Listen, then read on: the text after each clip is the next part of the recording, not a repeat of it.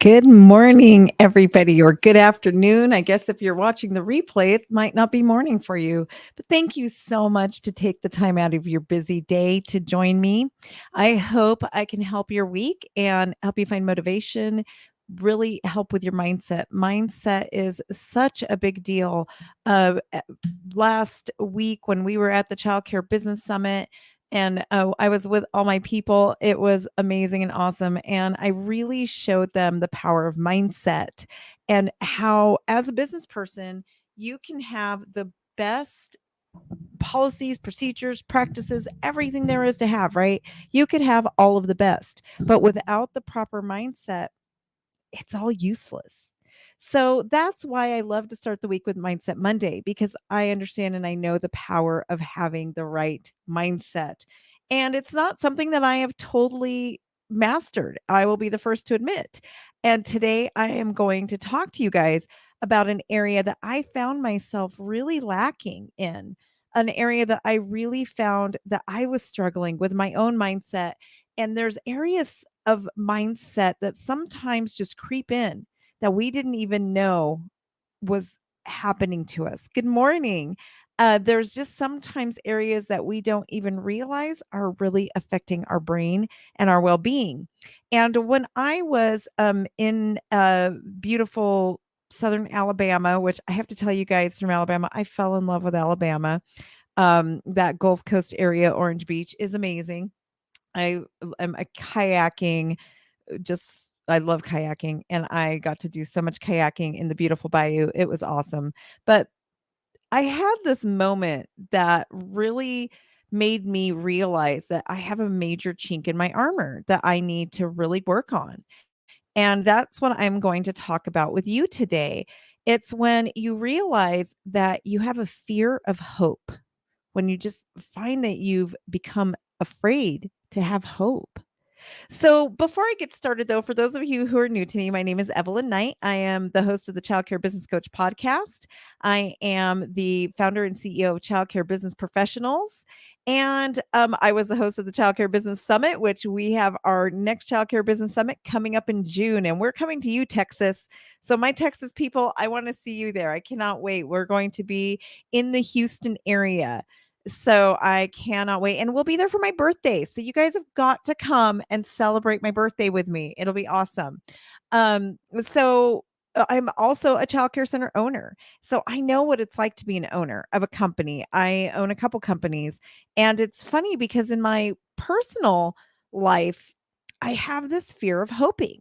But in my professional life, I'm fearless. And I was actually talking to a friend last night about this, and we were talking about how I can do these huge risk taking moves when it comes to my businesses, right? I have no fear of going all in and just like, okay, this is what I'm going to do. I'm going to leave you guys, I take some risks, right? And I don't have a fear behind it. And there's a couple reasons why.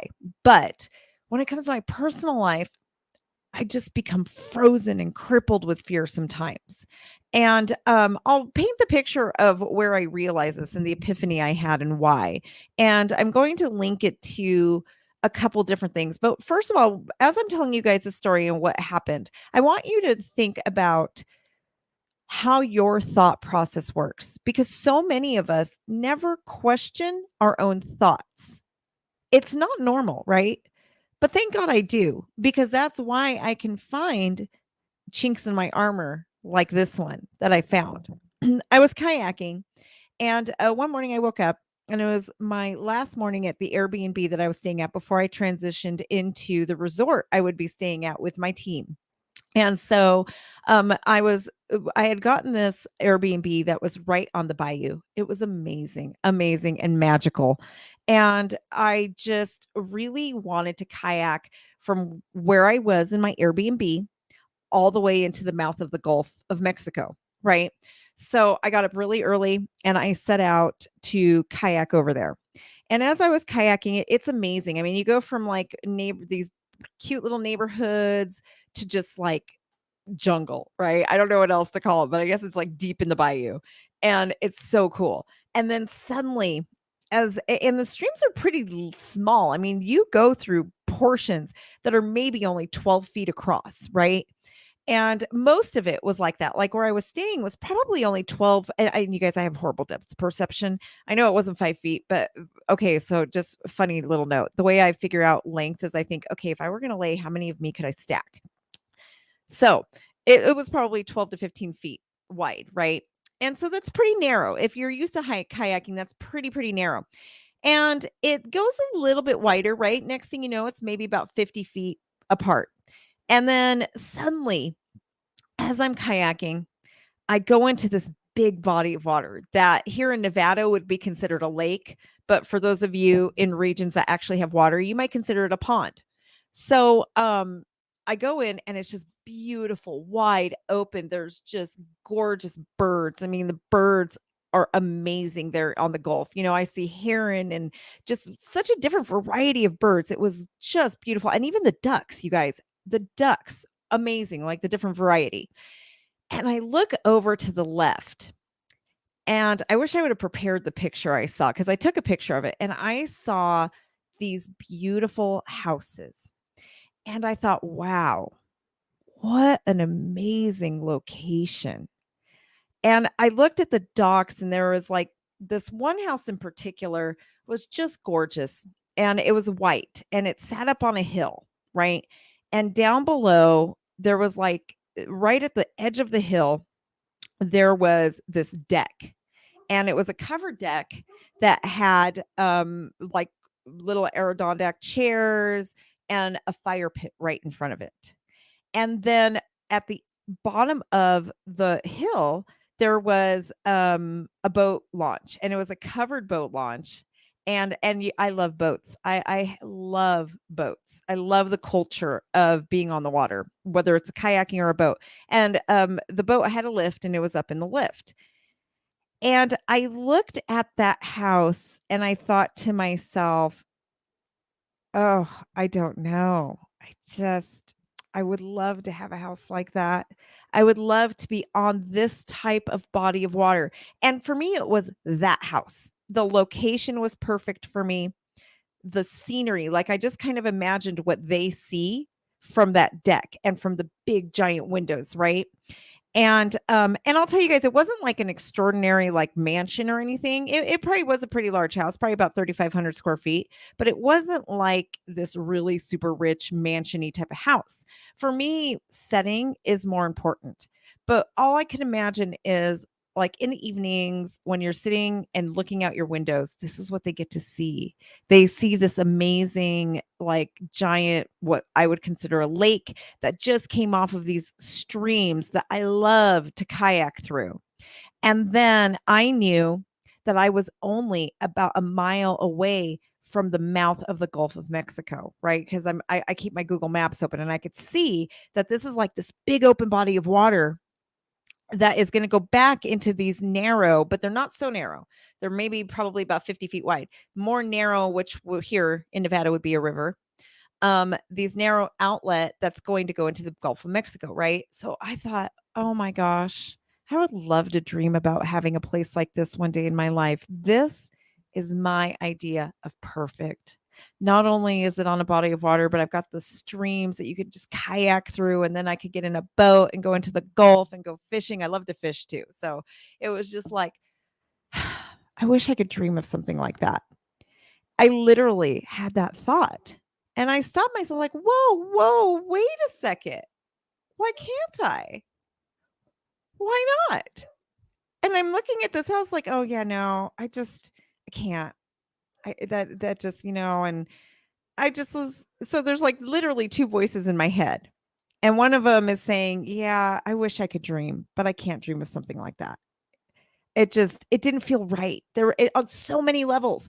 It felt greedy, right? Because I know my heart and my communities here in Nevada. So that would be a vacation home. So I automatically went into, oh, I'm so greedy for even thinking about it, right? So that was the first thought I had to stop and question. Why?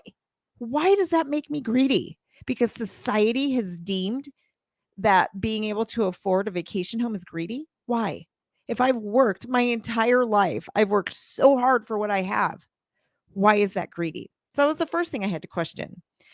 But then my thoughts went to just started kind of just going like, oh, but this and just everywhere. Okay. And I realized, long story short, that I'm afraid of hope. I am afraid to hope for something in my personal life. And when it comes to my business, I have no problem at all. But in my personal life, I've realized that I have formed this deep seated fear of hoping. So it's something I've really worked on now for the last week and a half. And I've really had to dive in and figure out why. But I want you to pause here for a second and think to yourself when you look at something and you think to yourself, like, I really want that. And think about it from a business perspective or personal. Like, I wish I could do this, this, or that, but I just can't because. Do you ever stop to question your thoughts? Do you stop to ask yourself, wait a second, why? I have so many of you owners, especially owners, who come to me and they say things like, gosh, I wish I could be like you. And I was like, well, you can. There's nothing different for me other than the fact that I create a plan and I take action. That's it. So why can't you? But do you ever stop to ask yourself, wait a second, why can't I be like her? Why can't I make this happen? So, the first lesson I want you to get from this is that it is so vitally important for you to stop and question your thoughts. Stop and ask yourself why. Second thing, I had to look at it and say, okay, what is really going on here? Right. And that's when I realized that I'm afraid of hope. I'm afraid to have hope for things in my life. So, the second thing I had to do was analyze, where is this coming from? Where is this fear of hope coming from? And so, me, I am a closet nerd. I had to go and study what is hope, right? From a psychological perspective. And the psychologist in me kicks in, and I have to go study what is hope. And then, of course, what is the antithesis of hope? It is fear. The opposite of hope is fear, right? So then I had to like look up, okay, then what really is fear? And there's a couple things that I learned during this time, and I realize that so many of you are probably feeling the same way. The difference between fear and hope, right? And fear is pretty much what can kill our hope. Fear is an instant emotion that has an instant payoff, okay? And whether a payoff is negative or positive, it is still a payoff, right? So important to remember. So fear is like instant. It sends us into fight or flight. And it basically takes us out of our rational brain, which our rational brain is here, and it pushes us back into what I like to call the caveman brain, right? Which is your amygdala. And your caveman brain takes over. Well, think about, what did caveman do? They were just out for survival. So when I look at a beautiful house like that and think to myself, I'm afraid to hope for it, my amygdala is taking over. And for some reason, I'm scared of survival by myself. Okay. And so over the past week, I've really looked into that. I'm like, okay, fear is that instant, instant, instant. But why does it kill hope? Hope, when you hope for something, we know there isn't going to be instant gratification, right? When you look at, like, when you first started if you're a director, when you took the job, or if you're an owner, when you opened your center, and you made that decision, I'm going to become an owner. Or if you're a future owner, when you make that decision, you're full of hope, but you know it's not going to happen overnight, right? A lot of you would like a magic wand. I know, but it doesn't happen that way. And no successful thing you hope for it doesn't happen overnight. That overnight millionaire took 15 years to become an overnight millionaire. They're just selling you on a false hope. But hope is an emotion that the logical brain and your brain subconsciously knows takes time to achieve something, right? On the other hand, fear is instant. You have to respond to it. So, why does fear make us lose hope? What ends up happening is we go through these prolonged seasons of our life where one thing or another happens. You have fear after fear after fear after fear after fear. And with that fear, you usually do have hope, But what happens is the fear wins, right? And I'm going to try not to get emotional, but I had to really come to a point where I realized for myself that I've gone through so many seasons of life where I've had a lot of hope, but the things I hoped for didn't happen. The fear won. When I was diagnosed with a neurological disease, I prayed and prayed and prayed that it wasn't true. Well, first of all, I didn't think it was true, right? I got all these tests done, and my doctor was like, Evelyn, I know, but it's pretty conclusive. I mean, I got to read the data, but the night I took the major test I had to do what's called an MSLT test, and I had to spend the night at a sleep clinic. And I had actually had to spend 18 hours. So they make you sleep, and then you have to wake up, and then like they make you sleep for like 8 hours. You wake up, and then after that you spend 10 hours in a lab, and they basically like have brain things hooked up to you, and they analyze your brain in this lab, right? And when it was over, my doctor came in and they were getting ready to release me. He's printing out all these pages, and he looked at it and he's like, and the look on his face was like, wow. And he goes, Evelyn, I can't say conclusively anything right now, but this is what I'm suspecting, what I've been talking to you about. This looks like it is what it is. Now, as somebody who at the time I had just finished my degree in psychology, I was really leaning into the neurological perspective of it. I knew what this disease was going to mean for my life. And my brain is like one of my most important assets. So I kept telling myself, nope, not going to be me. Nope, it's not going to be me. There's no way I have this disease. So even as the doctor stood there with that paperwork, I was like, nope, nope, not going to be me. You're going to find something. It's going to turn out it's not such a big deal. You're going to find medicine. You're going to put me on the medicine, and I'm going to be good. And I left. And gosh, not even a couple days later, he called me, made an appointment for me to come sit down and talk to him. You guys, when doctors call you and say you need to come into the office, just know, after everything I've been with my husband, when they ask you to come and sit down and talk, it's not good. Okay. Good news, they'll tell you over the phone. Bad news, no. But I still went down there, and I still thought to myself, well, and this is kind of before we went through everything with my husband. I still thought it's going to be fine. He's going to give me the report saying he was wrong and it isn't what he thinks it is, and I don't have a disease. When I sat there in that room, and it was just me and the doctor, and he told me and confirmed the fact that I do have a neurological disease with some comorbidities. I was devastated. I was devastated. Like, my world was shook. And I knew, sometimes you can be too educated, because sometimes with your education, you know exactly what that means for you. So that was one of the gosh, I've had so many more before that, but in my most recent history, that was where hope really let me down. Um, there's been a lot of times where hope let me down. I mean, and my husband, when he was diagnosed terminally ill, I hoped he wouldn't die, right? That was probably the biggest one. I hoped my husband wouldn't die, and he did. And I realized that through these major things, and you guys, there's been more, a lot more. I've hoped and hoped, and I've held out hope, and they didn't happen for me. And I realize that hope has become something I'm scared of now. And I really sat down and I prayed, and I was like, God, I want to be able to hope again. So, what has caused you to lose your hope? My loss of hope is irrational, and I know it. Just because these two major things happened to me in the last 10 years, just because there's other things I've gone through that have caused me to really just lose my hope. Um, my dad is another story. I hope my dad died a heroin addict. I had prayed and hoped that he would come back to our lives, and it didn't happen.